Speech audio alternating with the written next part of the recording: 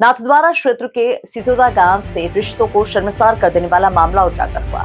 संपत्ति विवाद में 77 वर्षीय बुजुर्ग पर उसके ही बेटे और परिजनों के द्वारा कथित रूप से धारदार हथियारों से हमला करने का आरोप है। गंभीर हालत में बुजुर्ग को उदयपुर रेफर किया गया। वहीं पुलिस पूरे मामले की जांच में जुट गई है।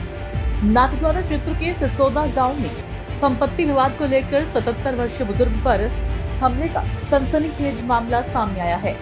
जानकारी के अनुसार भंवरलाल सोनी सुबह नाई की दुकान पर दाढ़ी बनवाने गए थे। आरोप है कि इसी दौरान उनके बेटे दिनेश सोनी ने परिजनों के साथ मिलकर उन पर हमला कर दिया। पीड़ित परिवार के मुताबिक बुजुर्ग पर कूट और कुल्हाड़ी से वार किए गए, जिससे उनके सिर, हाथ और पैरों में गंभीर चोट आई है। घायल भंवरलाल को नाथद्वारा अस्पताल ले जाया गया, जहां प्राथमिक उपचार के बाद गंभीर हालत को देखते हुए उन्हें उदयपुर रेफर कर दिया गया है। परिजनों ने एम्बुलेंस मिलने में देरी को लेकर अस्पताल प्रबंधन पर भी सवाल उठाए हैं। पीड़ित परिवार का आरोप है कि घटना के पीछे लंबे समय से चला रहा पैतृक संपत्ति का विवाद है। परिवार के अनुसार आरोपी बेटे को उसका हिस्सा पहले ही दिया जा चुका था। फिलहाल पुलिस ने मामले की जांच शुरू कर दी है। घटना के वास्तविक कारण और आरोपों की पुष्टि जांच के बाद ही हो सकेगी। क्या हुआ? ये दाढ़ी बनाने गए थे पापा, तो मेरा छोटा भाई ने जो कराड़ी कूड़ से वो दो उनके लड़के और उसकी पत्नी ने इन्होंने हमला कर दिया और ये पैरों पे पत्नी कराड़ी से घाव कर दिया। क्या शिकायत की आपने अभी? पुलिस वाले आए, एक महीना हो गया पुलिस वाले को बोला हुआ।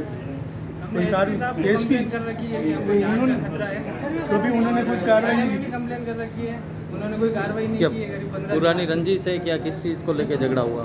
पुरानी रंजिश के वो बंटवारे के लिए बोल रहा था, जो वो करना नहीं चाहता वो भी बस है जो सब मेरे को ही चाहिए। बस उन्हें खर्चा देता नहीं, कुछ नहीं। क्या नाम है पिताजी का? मोहनलाल। आपका? सुरेश में मैं इनका लड़का सुरेश बड़ा लड़का। हाँ बेटा। मेरे दादाजी सुबह शेविंग करने गए थे, वो अंदर शेविंग कर रहे थे और है ना मेरे अंकल और उनका लड़का और उनकी पत्नी तीनों बहुत साल से परेशान कर रहे थे। तो वो शेविंग कर रहे थे बाहर अंदर और वो बाहर खड़े थे, बोले कि इनको जल्दी निपटाओ, बाहर निकालो, मैं तो आज इनको काटूंगा। वो जैसे ही बाहर निकले वो सब उनके ऊपर गिर गए, उनको कुल्हाड़ी से ऐसे लाठी से वार किया, उनके सिर में घाव आए, पैर पूरा आधा कट गया, हाथ कट गया, पूरा खून लथपथ हो गए। किसी ने उनकी मदद नहीं की, वो नाई था वो भी बंद करके भाग गया। उन्होंने खुद अपने घर पे फ़ोन किया, वापस मेरे भाई को फ़ोन किया कि मेरे को ऐसे ऐसे मेरे अंकल ने काट दिया है और मुझे लेने आ। और मेरा भाई लेके फिर वो हॉस्पिटल लेके आया है। अभी उनकी हालत बहुत ख़राब है, कम से कम 5 साल से वो परेशान है। 8 दिन पहले उन्होंने अभी है ना घर पे मीटर जला दिया। पुलिस ने कंप्लेन की मुझे जान मार की है ना हानि है, तो भी वो पुलिस वाले भी नहीं आए, कुछ कार्रवाई नहीं करी। और इतने साल हो गए उनको करते करते, रोज़ बेचारे दौड़ रहे नाथद्वारा का यहाँ पे काकोली खमनोर दौड़ रहे थाने में, तो अभी कोई आके उनको नहीं ढूंढा, कुछ नहीं किया।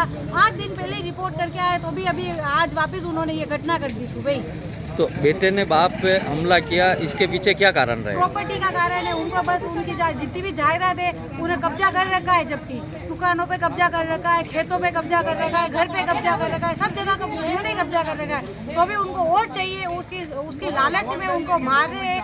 उससे कई साल हो गए उनको परेशान करते करते। पहले भी हमला किया है, पहले भी रिपोर्टें की है, लेकिन आज तो उन्होंने बस जान के ही हमला कर दिया। अभी रेफर कर दिया गया यहाँ पे और रिपोर्टें वगैरह हो रही है। एम्बुलेंस इतनी देर हो गई, एम्बुलेंस को ढूंढ रहे हैं, बात कर रहे, फोन लगा रहे, तो एम्बुलेंस ही नहीं है, सुविधा ही नहीं है, एम्बुलेंस आ ही नहीं रही है। वहाँ पे खड़ी है एम्बुलेंस, तो वो लोग नहीं दे रहे हैं। अभी इतनी देर हो गई, 1 घंटा हो गया, एम्बुलेंस वहाँ खड़ी है तो ड्राइवर ही नहीं है, कोई सुविधा ही नहीं है। अब वहाँ से भेजे उदयपुर से, अभी टाइम है उनको आने में, उनकी उल्टी कर रहे हैं, उनके ब्लीडिंग इतनी हो गई है, उनकी सिचुएशन इतनी क्रिटिकल हो रही है, तो अभी कोई सुविधा नहीं है। सब हम दौड़ रहे हैं, 15 जने दौड़ रहे हैं, तो भी हमें एक एम्बुलेंस नहीं मिल रही है। क्या नाम है आपका बेटा? मेरा मनीषा सोनी।